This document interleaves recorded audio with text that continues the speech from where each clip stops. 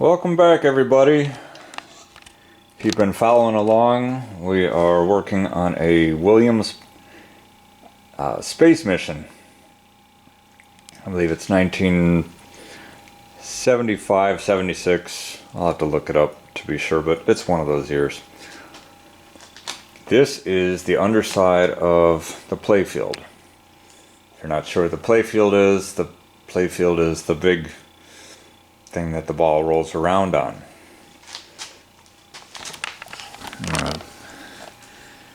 That's the playfield. Looking at it upside down, I do have it on a rotisserie that I built. I can rotate this in any direction. Well, on a horizontal plane anyway. Excuse me.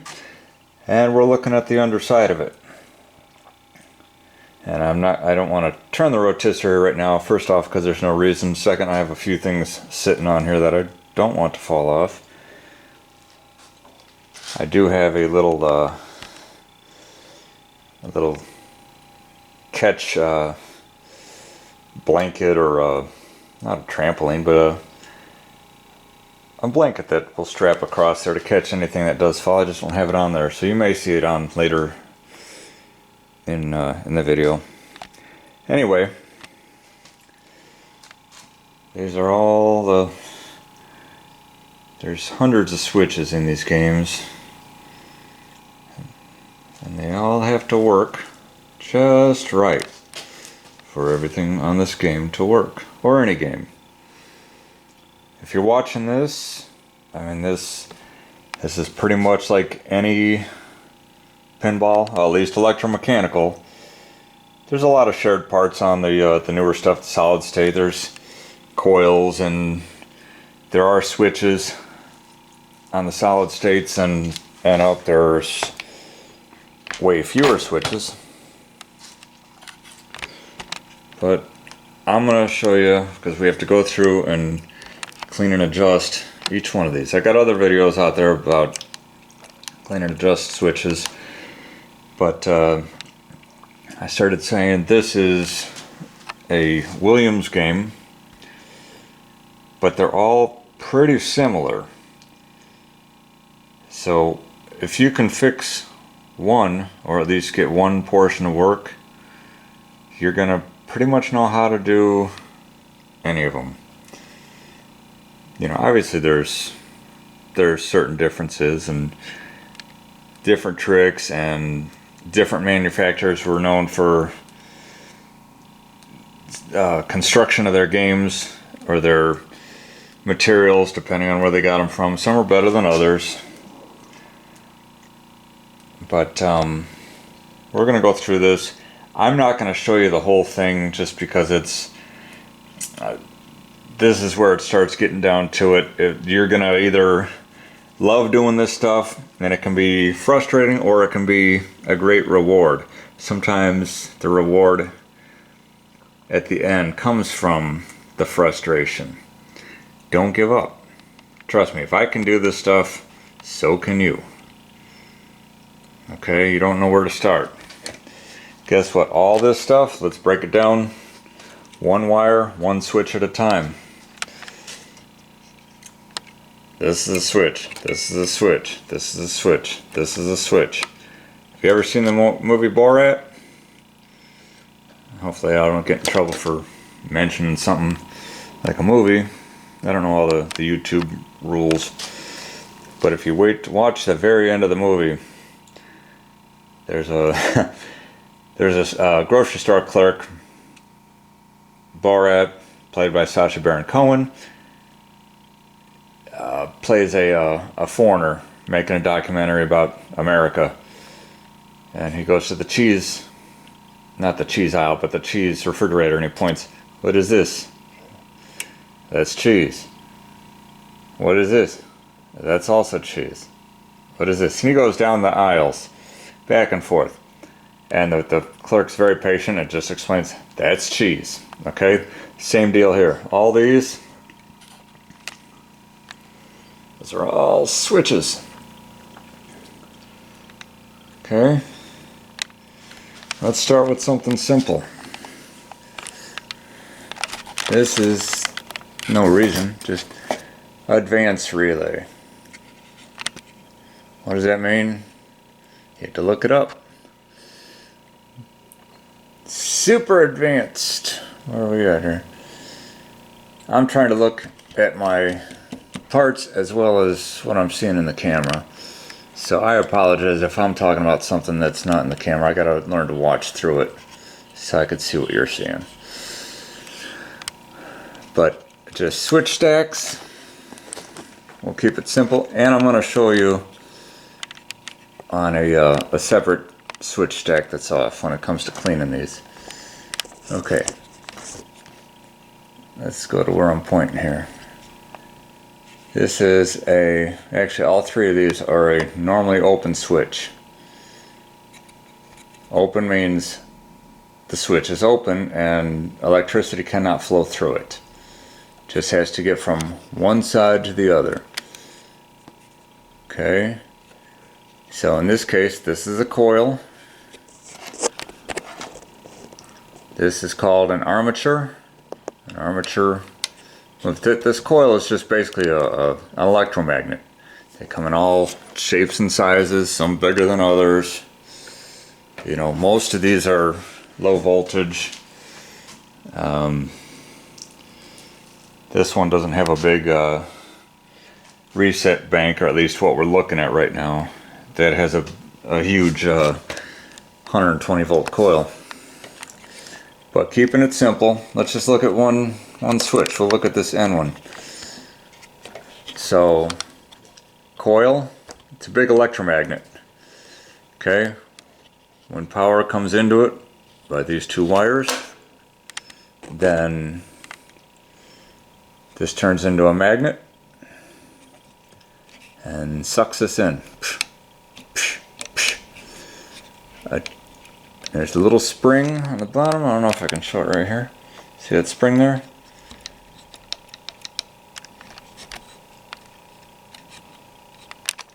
I'm trying to hold this camera.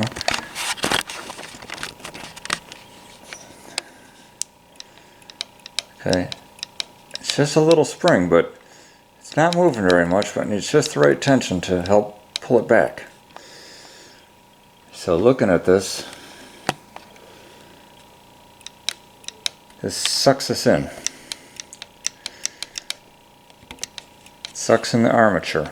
So coil, armature. Coil is the electromagnet. So the coil fires, meaning it turns on, sucks that thing in. In turn, see this white thing here? Or this one? These are called relay ladders. Okay, why? Because it kind of resembles a ladder.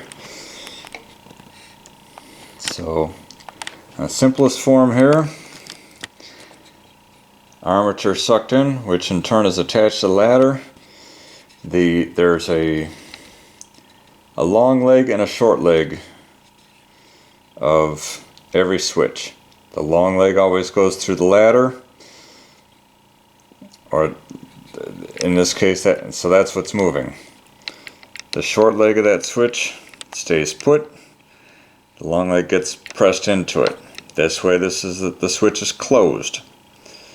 Okay, closed meaning electricity can flow through it. Open, off, closed, on. Open, off, closed, on. Open, closed. Open, closed. This Swan, Mad TV. So, no electric, electric. No electric, electric. Okay? Normally open switch, meaning when this relay is turned off, this coil's off, no electricity, it's normally open. So it's normally off. Something will trigger this relay to go suck it in. Close the switches. Okay? And this those little, what you see as black spots, those little discs, those are the switch contacts. Those are what actually touch. Okay, I'm going to try and hold this still. And as I push this, even if I close this all the way, you're going to see that.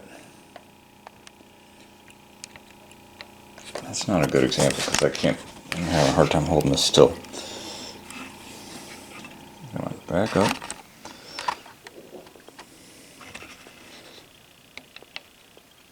Get to the right one. Okay, can you see how that the switches, the shorter stacks are barely moving? That's all you want. And if you can push this all the way in and they're still not touching, that switch needs adjustment. But what happens is in all this movement, those contacts create little tiny arcs. Sometimes big, some are bigger than others. But that creates an ozone layer. Basically, the switch can be closed, but it's so dirty that nothing's gonna get through it. Okay, so think of my fingers here. Think of my fingers. These are they're switch contacts. When it closes, they're not just going click, click, click. You want just a little bit of a wipe. A little bit of wipe. They're called self-cleaning switches because they're kind of wiping at each other. They're not just coming down and touching. So you want just that little bit of movement. Probably not even a 32nd of an inch. So it's wiping, but it's not like it's smearing across the thing like this. It's just barely moving it. Okay. So, bigger picture. This is normally open. And in this particular relay,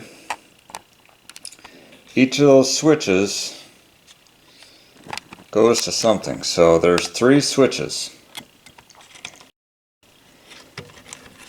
And these switches come up. And these little wood pieces here, this is called bakelite. It's a kind of a wood, kind of a plastic, like a phenolic material that you've got just a switch, like a little lockdown bar with the screws. You've got a wood or phenolic, the bakelite, we'll just call it what it's called, bakelite insulator, a switch blade, another bakelite insulator, and the other half of the switch blade. So I can tell here between these 2 switches, see how this one is connected to this guy over here. That comes down to both these longer switches, the longer blades of these switches. So that's telling me that's just a common going back. That's if you want to call it your ground, you can. It's just a common wire. I'm not going to get into the real technical electrical terms right now.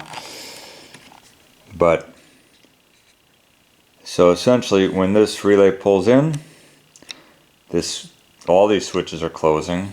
So let's just focus on this outer one. This closes. And it's forcing these 2 pieces of metal in here, the rest of the switch, to come in contact. So that's connecting this wire with this wire. And when it closes, it's connecting this wire to this green with the black tracer here.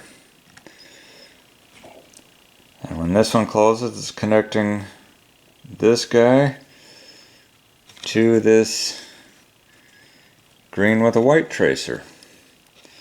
And also this is common for your, but it also provides your hot for the coil. This is the switch that will pull itself in here, keep itself on until something else tells that to break and open up. Okay, so that's about as deep as I'm going to get on that type of switch. Come over here to this next one. Let's go to one we could see. I got a little bit better light. I'm just now seeing this basically for the first time too, so. Okay, here we go. This, let's look at, this has two kinds of switches on it. It's a little bit bigger. This is a bonus relay. If you're lucky enough, your game, as old as it is, it should still have all the labels for what things are. If not, there's plenty of help on Internet Pinball Database, IPDB. It's either .com or .org, but that's basically any pinball machine you can want. A lot of times there's pictures. We've got some great online groups on Facebook. If you need these labels, or if you need to know what a certain relay is, together this is all a relay. The parts of the relay are the coil, remember, armature, remember what this looks like? A ladder. This is the relay ladder. These are switches. The whole thing together is called a switch stack. But this is a relay assembly. So remember this one here? This is that normally open switch. Boom, look, it closes. So now it has power. Now it's off. This one on the end, this is new. This is a normally closed switch, meaning in its rest position, the coil is not activated. This switch right here is closed. Power is running through it. So at some point, you need to shut that off, and at the same time we can turn on these other switches. So when the relay pulls in, look, boom, it breaks the contact on that one, so no power can go. And the rest of them just so happen in the stack to go to a closed position. Normally open, or this is normally open here, and the rest of these, this is normally closed. This is how it should be sitting. And it doesn't matter if you don't know what it goes to. It's a great point made by my buddy Ron. I call him my buddy. I haven't got a chance to meet him yet, but he's got some great videos with Joe's Arcade, Joe's Classic Video Games. I try and watch all his videos. The dude is super knowledgeable about all this stuff, and you can tell he loves what he does. And I love his passion. Thanks for everything, Ron. But he made a good point in many of his videos. You could look at these, you could have no labels, you don't need to know what it goes to. You just have to know that it should be the opposite. There's only two positions that these relays can be, either on or off. On, off. There's no halfway in between, they're not supposed to be. Okay? So that was a long-winded conversation about that. And the last type of switch, this is called a make-break switch. This is a triple-bladed switch. One side of it will be closed, the other will be open. So when the relay pulls in, watch what happens. It's taking power away from one and applying it to the other. That's two of those type of switches right in a row. So to the left, that would be your normally closed side because the switch isn't activated. Remember, when I say normally closed or normally open, that's the state that the switch is in when there's no power put to it, to the relay. I think of it as how it would come out of the box. But there is a side note that I'll tell you about in a little while here. So closed. Oh, I'm sorry. Closed, open, but the other one is now closed. See how it's just switching states, and see that little bit of movement in each switch? That's good action. So it doesn't matter what these go to. It really doesn't. But if you go and you clean them and everything's working proper, it should just show the opposite. It should be either open or closed. That's it. Black and white. Okay. Now, I'm going to show this also as the cleaning adjustment as a separate video, so you don't have to watch the whole deal here, because this isn't game specific. This is any pinball machine, yeah, pretty much most any, doesn't matter. A switch is a switch. Some are just more finicky. So, cleaning and adjusting. So this would be part 2. What do we do with these switches? We're going to clean that dirt and crap off of there. This, I just use... I'm going to back up here a second. A lot of the old manuals will tell you, oh, we just use a business card. And some people will still say that. Slip a business card in between these switches. When I mean in between, I mean in between the actual contacts of the switch. All right. Like this. Okay, but they want to use a business card. And that was probably great back in the day. But the latest of the latest of electromechanical pinballs was about 1979. So you're coming up on 50 years. They're probably a little more tarnished than what a business card can usually handle. I don't go in the garage and get the biggest file I can find. I don't use emery cloth. They do sell something called a flex stone. Some people love it.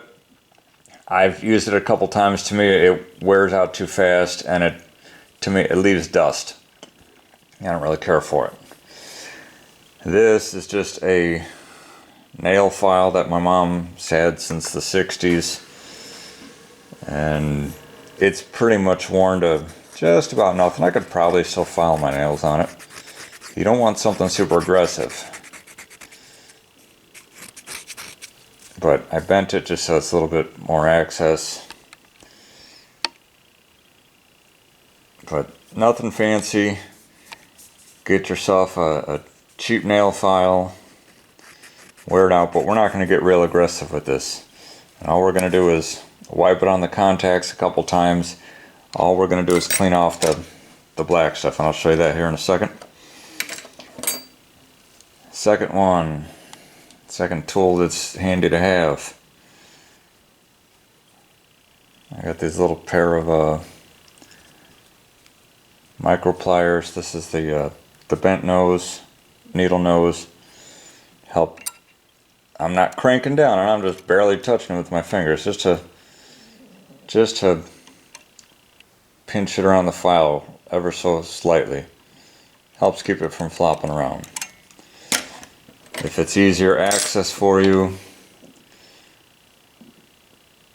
the duckbill pliers, same deal. Just depends on the access that you have to the switch. Another reason I put the bend in my file, just for certain areas it helps me get in there. Also I don't have it here with me, a little pocket screwdriver, a little flat blade screwdriver. Sometimes, even in a situation like this, you can take these relay assemblies off. But if you get a little 90-degree screwdriver, flat blade in this case, if for some reason you have to tighten these screws, it's just easier to get in there. This is a switch adjustment tool, specifically made for these type of switches. It has an angle on it, but the important part is this in the end. See the slot here? a slot here. All this does is slip over the switch blade, just like that. Okay, this way I can tweak left or right, up or down, whatever. I can move those blades. I'm just going to give it a little tweak if it needs it. You know, some are easier access if I use this end. You know, if I wanted to come in here like so, and I can go left to right. That's all they do. You don't need this tool, but it is very handy. Some people just use some needle nose pliers, some like these little 45. You can kind of do the same thing, but you know, I can't get in there as well. Tools are your choice. So I'm going to take a quick look at these. If there's any adjustment, as long as I see some movement, even the slightest, I'm okay with how it's working. In most cases, you shouldn't have to adjust maybe more than 1 or 2% of these switches. Of all these switches, if you're going through and adjusting, I promise you're going to make more problems than what you started with. Okay? And in all these back and forth, the only one I don't see moving at all, and it might be just because I was trying to demonstrate, this guy right here. Watch, if I push in on this, it looks like it's touching. Maybe I'm blind, but I barely see it touching. So all I'm going to do is come in here. Actually, I mean, I want to clean it first, but now that I'm on this note, I'm just going to use the tip of my thumb. I'm not cranking on this thing. I'm taking this switch tool. I'm going up against, as close to the base of that switch, up against the bakelite, as close as I can, and always the short stack. Do not go bending these, obviously, unless they're totally bent because somebody else decided to come in there before you. Always the short stack. Don't touch these. Don't touch it. Okay, so what we're going to do is just, I'm going to put a little thumb pressure, just barely, and it's going to take time. I didn't notice, I bent it. You can't tell here, but I don't want this touching. Not yet, but now, I don't know if you can see it, but I see a little bit of movement. I'm going to leave it at that. If we have a problem later down the line, maybe I'll come and explore. But I'm just taking note of everything. I know I'm talking a lot, but I'm trying to show you something. Something that everybody likes to learn, or I do anyway. This is a switch stack. It's not even off this game. It's one I had laying around. To be honest, I don't even know what it's for. It has a flipper type of bushing. This would be where the coil sits. There's your coil stop. This is just a scrap thing if I need to use switches or parts off of this. My guess is this is probably for a ball gate that would come through the top of the play field. And when the gate, it uses a setup like a flipper where it would have this pawl. Figure this would be the base of the flipper in this case, but the gate, same deal. It would pull in, move that, and see how that end of stroke switch opens there. Well, the same type of deal. This pawl here would push on these switches from the bottom. So I just wanted to bring this over when I show you, just to get a little bit better view. And then you can also see how I clean this. So that pawl would hit against here. This is just a little spring tensioner. And you see this, a lot of switches have a little bit of a cardboard or paper between them that's acting as an insulator, so we don't short things out that don't need to be touching. And sometimes you'll have what's called a stiffener. Let me think of something that would have a stiffener. This end of stroke switch. Okay, remember, the long blade is what moves. So is this is a normally closed switch. In this case, your flipper, you push the button on your flipper, and this is what happens. And the end of stroke switch is what basically opens part of the circuit, allowing you to hold the flipper on for a length of time without burning up your coil. It opens up.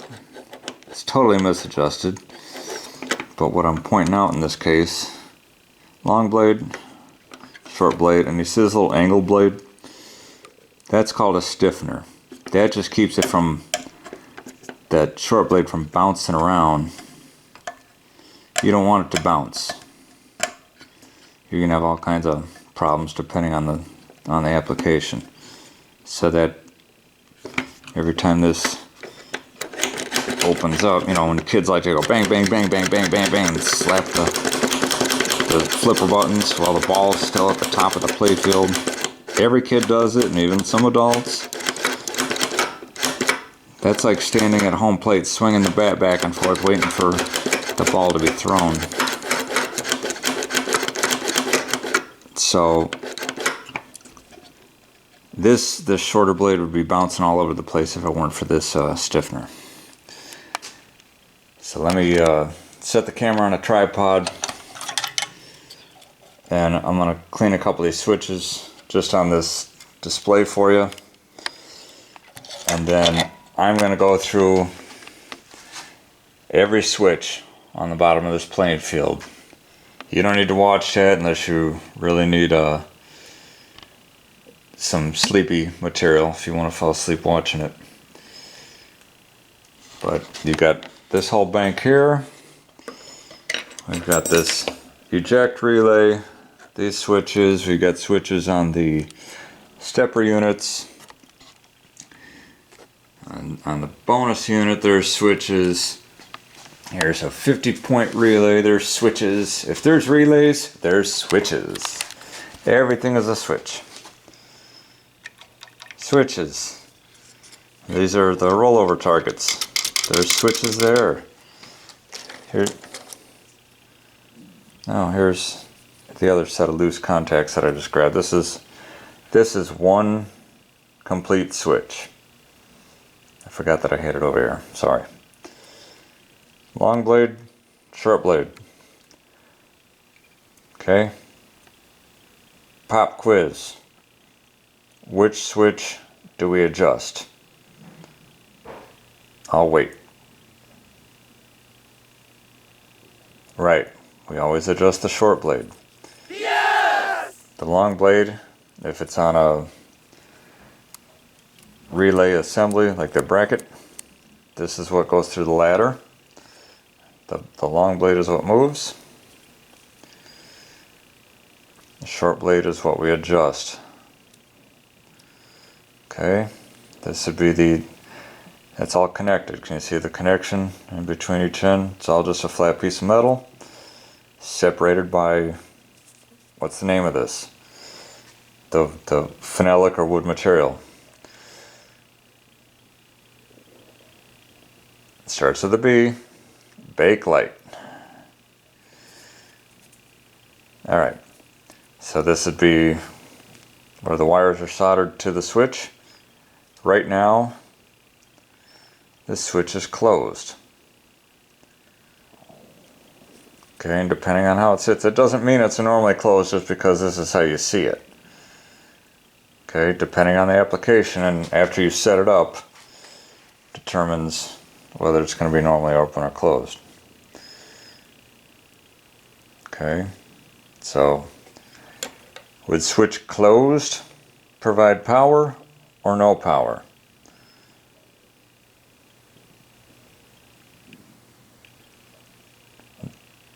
This position is called what? Open or closed? Okay, so I'm going to use this one for cleaning too. Switches. We're on the hunt for switches. There's some stand-up targets on the top of the play field that they poke through the holes. There's another rollover target. Everything's a switch. Obviously, you've seen this is called end of stroke switch because there's the stroke. That's the end of stroke. Okay. So, let me set up this tripod. I'll show you how to clean that up. And we're going to move on. You know what? Before I show you that, I want to show you this. It's upside down, but this is a tilt switch. What happens, if you don't know what tilting is when you're allowed to move the game around, you know, a little bit to maneuver the ball, and you can kind of adjust it how much, but that's the thing, is how much tilting can you do? If you shake it around or bang on it, this is a weight on the end of this switch. See how it gets that bouncy? So if somebody bangs on the game, remember this playfield's sitting upside down right now. And this switch is a little out of adjustment already. But what's going to happen is if this makes contact, you lose either your ball or your whole game because you tilted the machine. Depending on the game. Some of the real old ones, the lights go out, you lose your whole game, you got to put in another coin to play it. So this is your tilt switch. So if you bang it too hard, and you pound down on the table, it kind of forces weight down, but that means guess what? It's going to spring up and smack that other contact. There's several of those on the game and different styles too, but we're not going to go over that right now. Alright, we're working on this Williams space mission, and I've got all the switches underneath the playfield cleaned. We went through the whole relay bank. I went through all the other switches on the playfield, except for the ones that I could access from the top side, like you know, the kickers and some of the not stand-up targets, but just the rebounds that have a switch in them. That usually gives either 1 or 10 points depending on the game. But I wanted to show you something. Okay, this middle pop bumper. Okay, obviously we're looking at the underside. Oh, doing a little too much. So can you see the switch stacks down there? Okay, this is if it went home to pop your ball. Okay, this is in its rest position. Trying to do this one hand here. Let's see if we can move these wires out of the way. I'm going to zoom in a little bit. There's your switch contacts. Okay, there's a little spoon under here. See how it's the ball would hit the skirt, make the skirt tilt just slightly, hit that contact together. That causes this to pull in,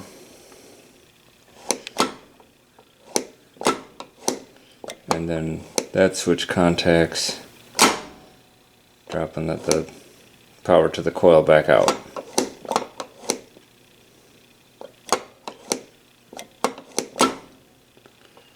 Okay, that one's normal.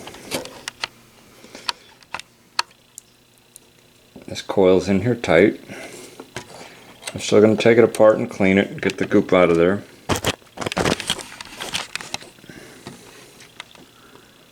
Looks like it was probably replaced at one time. Just trying their hand at soldering. And point it out yet again here in a second. So now we come to this one. This would be the left pop bumper. So right now I'm pushing, I've got my hand,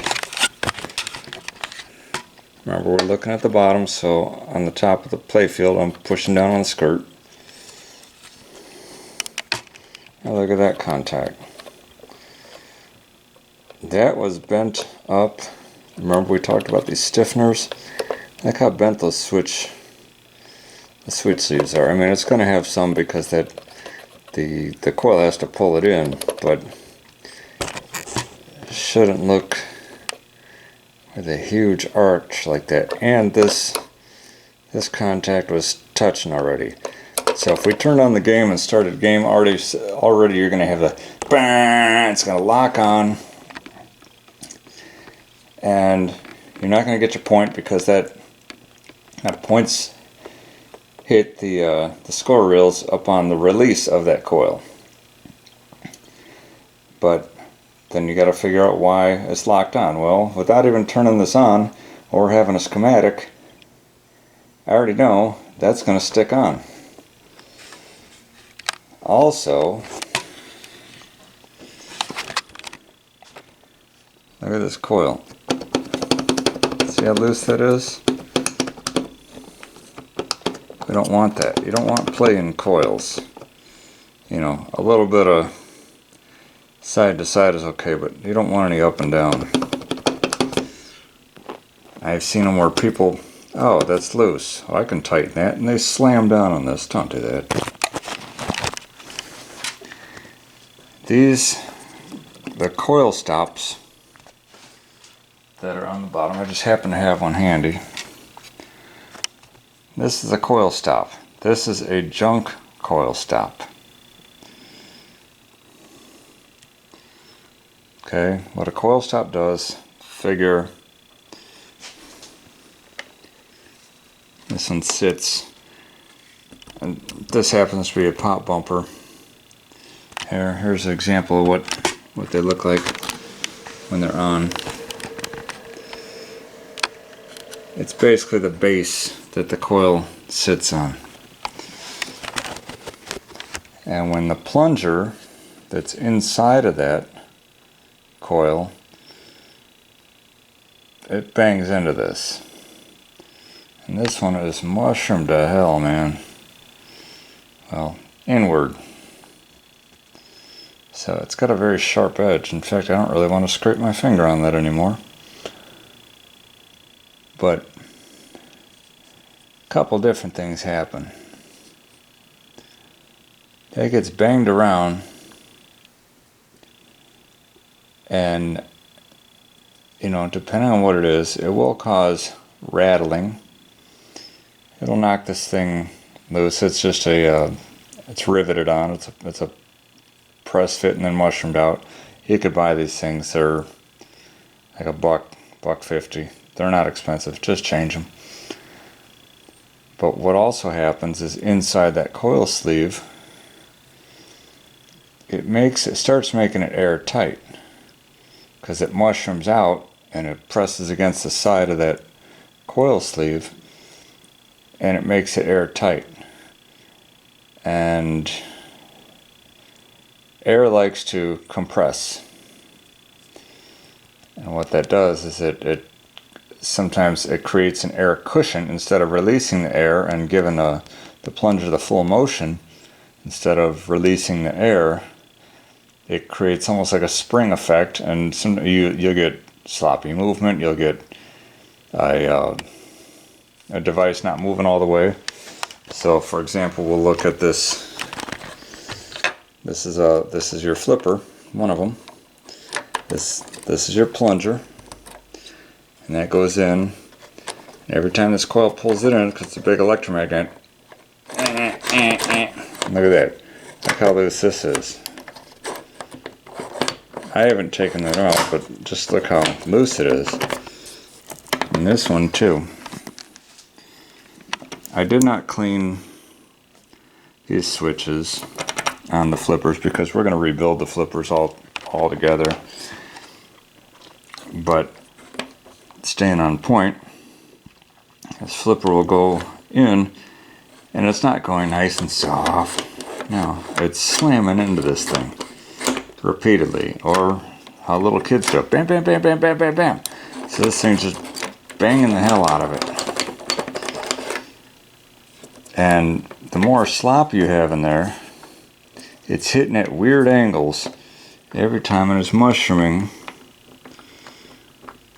That doesn't work out well. It destroys things. So we're going to rebuild both of these flipper assemblies. I'm going to adjust that pop bumper. Look at this horrific solder job and wiring all together. You got loose strands on here that are bouncing around. You get them touching something else. Look at that. It's just falling off, man. Yeah, we're gonna gut that down to nothing. Just change it out. This coil got hot. That one looks like it's been replaced at one time. But look at that heat mark. We'll go through that when we get to it. But coming back to the coil stops, or this one in general, if I loosen these screws, I can try to do this one-handed. Doesn't take much, but see that there's that gap, they slide.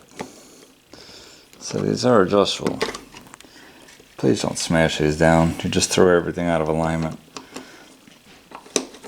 So in this case, we're going to pull the coil itself up as tight as we can.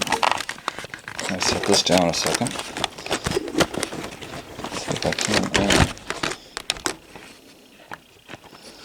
Probably not. Yeah, there we go. Try to take my screwdriver. But now the camera's in the way of the screwdriver. Anyway, I'm pulling it up and tightening it down.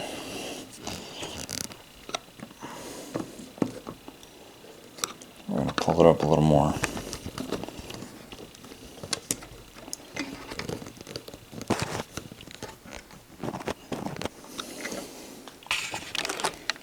Okay.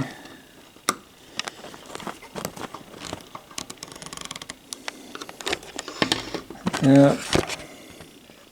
So all we did was slide this coil up against the stopper. Now there's no movement. Okay. That one's good. Let's go around and two. Oh, dummy me. There was only two. I'm so used to 3 or more pop bumpers. There I go, kicking my light. So good. That makes that easy. We'll adjust the switches on this. Obviously, the closer the switch is, the more sensitive it's going to be. You want sensitive, you just don't want it stuck on. So we'll twist that accordingly. Clean the contacts just like we did. And oh, last thing while I'm under here, before I start getting into stepper units. Remember all the crap we cleaned off those drop hole inserts? The come on. The kick out holes. This is the switch that the ball lands in, pushes on, and then this goes boom, boom, and it kicks the ball back out. Look how dirty that is. We're just going to clean that up with the Q-tip and alcohol. And we're going to do the same thing. We're just going to run a Q-tip down in these inserts so that the light can shine through there nice. It's got all 50 years of soot and garbage in there. So if we can just make them a little brighter, it's going to be that much better. Better is good. Okay, something I want to point out on these pop bumpers. There's only 2 of them, but I'm not taking them all apart and rebuilding them or anything, but I want to clean the switches good, and I want to clean this plastic. This is called the spoon, and what happens is I'll get a part here. So I got some. Okay, so this is a bumper skirt. This is the part that the ball hits. This sits underneath the target here. Let's see. See it? We're upside down, but that guy right there. Boom, boom, boom. So this little peg, put this back. Sorry. I'm not trying to make you sick here. This little peg rides in this spoon. So no matter what way that the ball hits the target, it ramps up either side and pushes the switch together. This is the normal coil. Okay, we're still going to clean the switches. They're pretty dirty, but overall it looks good. What I want you to note is that hole right there. That hole sits right where the contact, the back side of the contact would actually kind of fit in there. It's supposed to be there, but it's nice and round. This coil stuck on at one point, probably because of that switch, and because it was misadjusted. But I want you to look at this.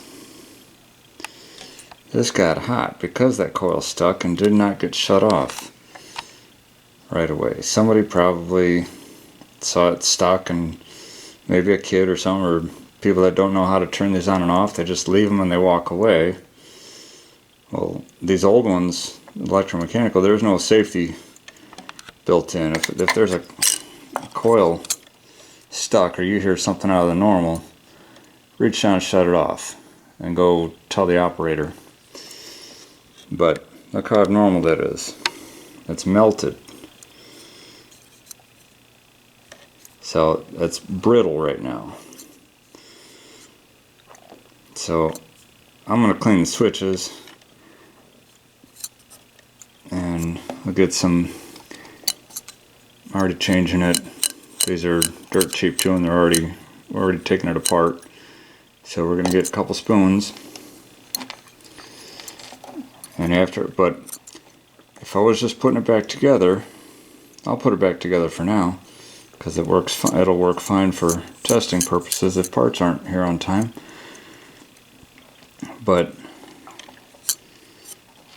I cleaned these switches, I put it back, cleaned the dirt off of them, and I put just a little bit of lube right inside that cup, just a little bit. Just helps the peg on that skirt slide around a little bit better. But I just thought I'd point that out because we're not going to slap it right back together without replacing that.